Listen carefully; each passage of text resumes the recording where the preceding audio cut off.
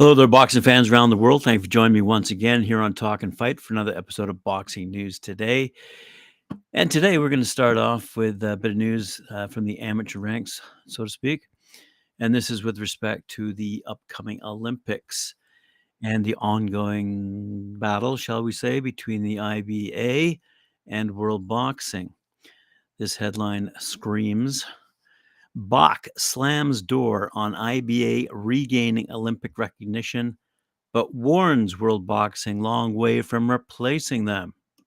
The story goes, International Olympic Committee President Thomas Bach has ruled out any prospect of reinstating the International Boxing Association, that's the IBA, but added World Boxing does not yet have sufficient global representation. The IBA in June became the first governing body ever to be expelled from the Olympic movement, following years of protracted concerns with its finances, governance, and the credibility of boxing competitions, which came to a fore with huge judging scandals at the Rio 2018 Olympics. It was initially suspended in 2019, leading to an IOC task force managing boxing at 2020 in Tokyo and again at Paris 2024 upcoming. But relations between the IOC and IBA, formerly AIBA, deteriorated under the latter Russian president, Umar Kremlev. The latest row between the two organizations came at the delayed 2022 Asian Games in China, where Kremlev claimed he had received a number of complaints about refereeing and judging. Bach insisted the IOC has not opened any further discussion regarding the IBA's involvement in Olympic boxing events. He said, with the IBA, there's no ongoing process. For us, the case is closed. There will be no boxing with IBA in the Olympic program. It's done, full stop. We gave them 4 years. They've not met conditions set by us.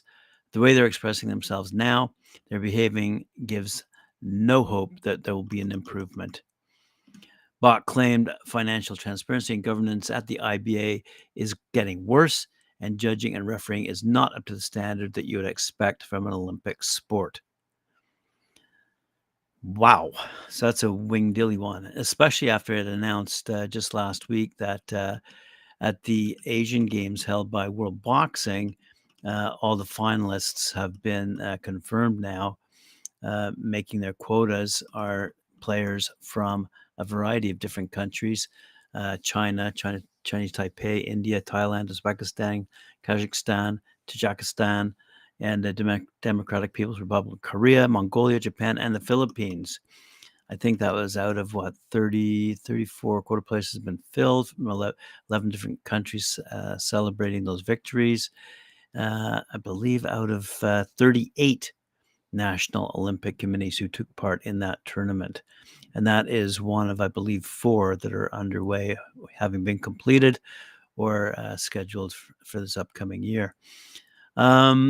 Elsewhere, we have fight news to report out of Toronto. Amanda Galle, who's been on Talk and Fight numerous times, is going to take on Nyokers Carano in Toronto on November 12th. This is courtesy of Lee Baxter Promotions, who is very proud to announce that their next event is taking place at the Rebel nightclub. It's an entertainment complex in Toronto on Sunday, November 12th. As I said, Amanda Galle will be headlining the event as she takes on, as I said, Carino for the IBO bantamweight title. Galle, by the way, she's 8-0-1 with 1 knockout, has earned her shot at the world title against Carino, who's 24-3, by the way, 19 knockouts, for the vacant IBO World Bantamweight title. Galle has had an extensive career, as we all know, winning numerous Canadian national titles, as well as being 4-time ringside World Amateur Boxing champ before moving up to the pro ranks. And as a professional, Galle remains undefeated and is the current Canadian Super Bantamweight champion. Galle's standout win for the Canadian title against Tanya Walters, who just challenged for the Super Bantamweight world title, shows she's ready to compete at the world level. Hailing out of Venezuela, Carino is coming to Canada to upset the hometown favorite. Carino has been competing at a world title level for several years now, challenging for her first world title in 2018 for the WBC minimum title. Carino has also challenged for the WBO World Flyweight title and more recently the WBO World Bantamweight title against Dina Thorsland. Although Karina went the distance in all 3 of her world title bouts, she has stopped 19 of her 24 opponents, proving that she's a clinical finisher. Elsewhere in that fight, you're going to see Mohamed Zawadi, 6-1, 5 knockouts. He's back in action against Gregory Miller. You're going to see Stephen Fonje making his Canadian debut against Alexis Eduardo at Mus. You're going to see a rematch between Ross Milet, 9-1-1, versus Luis Carrillo, 6-8-4. This will be indeed a good matchup. Good to see it's come back to Toronto. Undefeated Nawid Zaman is also on this card, 2-0, by the way, making his first appearance on a Lee Baxter card. Zaman, who is stablemates with Mohamed Zawadi and Ross Milet, made his professional debut in May of last year. Zaman takes an opponent to be announced later and will have his loyal fan base right behind him, I'm sure. Good stuff from Lee Baxter. Let's move on to Jermell Charlo. IBF, WBA, WBC junior middleweight champ Jermell Charlo got some really bad news this week, with the IBF ordering him to defend against his unbeaten mandatory Bakram Mutsazaliev. He's 21-0, 15 knockouts. And he has until November 9th to bang out a deal before a purse bid is ordered. If Jermell chooses to vacate the IBF belt, Mutsazaliev would then fight the next highest ranked available contender, which in this case would be 38-year-old Jack Culkay. Jermell might as well vacate his titles because he's not showing interest in fighting the top contenders in the IBF rankings. Vacating the IBF belt would leave Jermell with just 2 titles, and there's no telling how soon he'll be ordered to defend against his WBA and WBC mandatory challengers. Jermell, 35-2-1, by the way, 19 knockouts, has maneuvered around Mutsazaliev several times already, and steps aside given, according to Dan Raphael at boxing247.com. The powerful Russian isn't the type of opponent that Jermell is hoping to fight, following his 12-round shellacking by Canelo Alvarez on September 30th last month. It'll be interesting to see if Jermell will fight him. Jermell got a taste of the big money fighting Canelo, and like anyone who has become spoiled rotten, he wants as much dough as he can get for the remaining fights in his career. The only one who will provide Jermell with the money he wants at 154 pounds is Terence Crawford, and Terence already says that Jermell is no longer on his hit list. So we'll wait and see what happens on Jermell Charlo's front. Elsewhere, let's have a look at Eddie Hearn. Why not? What would our show be without an Eddie Hearn quote? Eddie Hearn agrees a deal for Conor Benn to fight Chris Eubank Jr. in the Middle East on December 23rd as a contingency in case Benn isn't cleared to box in Britain. In my humble opinion, he shouldn't be, but anyway, we'll wait and see what happens on that front. In the meantime, Eddie Hearn says he's signed a deal for Conor Benn and Chris Eubank Jr. to fight, as I said, in the Middle East in the event that Benn's not cleared to fight in Britain. So let's have a quick look here. Hearn has publicly stated his preference to stage Benn's fight with Eubank Jr. at the Principality Stadium in Cardiff, but with June 23rd less than 11 weeks away, he has agreed to terms on an alternate to cater for the possibility that the board oppose a bout in Britain.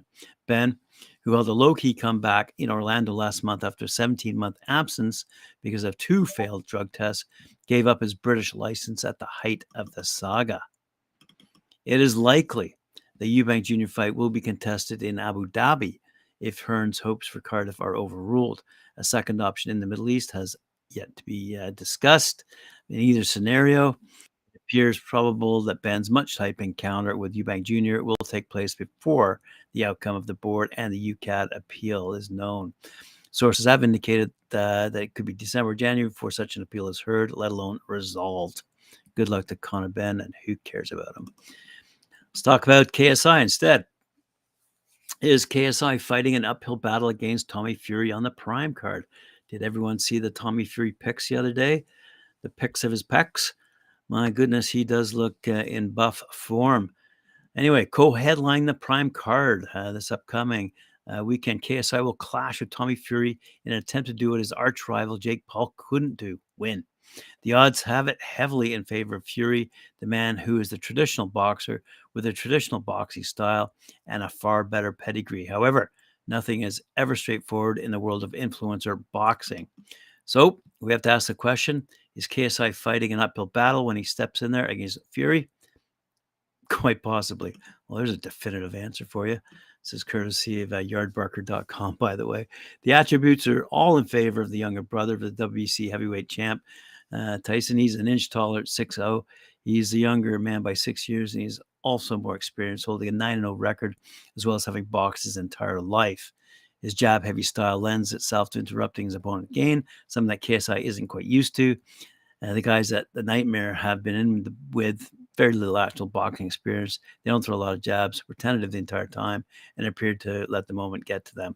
For Fury, he can utilize the jab, offset KSI, take adrenaline out of the situation by jabbing and controlling the pace of the fight from the start.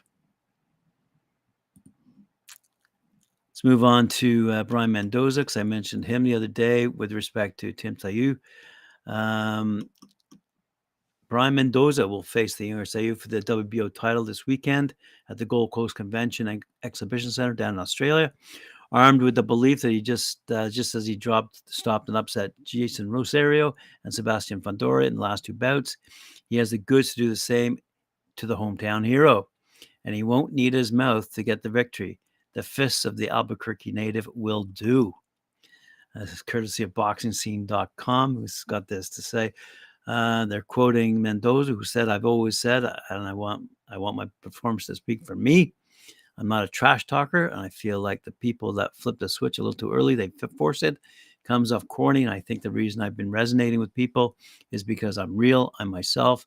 This is who you're going to see on and off camera. But on fight night, I'm definitely a killer, and I'm in there to hurt my opponent. There's no friendliness there. The thing about me is I have power. I'm not just a power puncher. I don't go in there trying to look for one shot. I'll hurt you for 12 rounds. I'm old school. I think Miguel Cotto versus Ricardo Mayorga, that was a 12-round last-second knockout. I'm even content with that. I do look for the knockout. I do want to put on a big show. I think that's why I've got called here this beautiful country in the first place. But I'm in there to put punishment on you for 12 rounds. Yep, I have one-shot knockouts here and there. But you see my last few fights, it's been 5th round, 6th round, 7th round. I carry the power late, and I'm totally fine. However, a long fight needs to go for me to get that victory. So there you go, Mendoza talking the talk. Oh, looks like DAZN has picked up the November 11th Marv Nation card at the Thunder Studios in Long Beach, California. Headlining that event will be Irma Torbellino Garcia versus Stefania Silva for the vacant IBF female junior bantamweight world title. So bookending our show are a couple of ladies in the ring. The card will also feature Alvarez Fernando Vargas Jr., Miguel Guana, and Nathan El Morinito Rodriguez. So something to look forward to out of California. And let's close out the show with some more news from Tyson Fury and the good old crossover argument. This one courtesy of the pay-per-view price. Similar to Floyd Mayweather versus Conor McGregor in 2017, Fury versus Ngannou is seen as a one-sided contest with one fighter having zero chance, says the writer at worldboxingnews.net. He says, despite that fact, ESPN Plus announced a price of $79.99 US, that's $80 basically, for those who aim to tune into the beating up of a former UFC champion, with WBC heavyweight boxing world champ Fury going toe-to-toe with the MMA star, as we all know, on Saturday, October 28th. The event will occur in Riyadh, Saudi Arabia, as part of an entertainment season in the region. But expecting fans to shell out a price close to what Mayweather versus McGregor charged has caused considerable unrest in the boxing fraternity. It's not the first time in the last couple of years that Fury's invoked such a reaction. In addition, his clash against Derek Chisora, having already beaten his friend twice, went down like a lead balloon. Not to be content with stopping there, Fury and Ngannou's negotiators alongside ESPN have agreed to rinse for the boxing fans should they want to watch the action.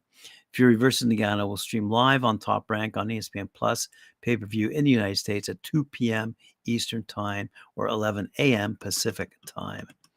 And as I said, priced at $79.99 across all distributors. It will also be available via cable and satellite pay-per-view providers. The Top Rank on ESPN Plus pay-per-view is an all-heavyweight night of action. The show will also feature British contenders and highly ranked future world title contenders.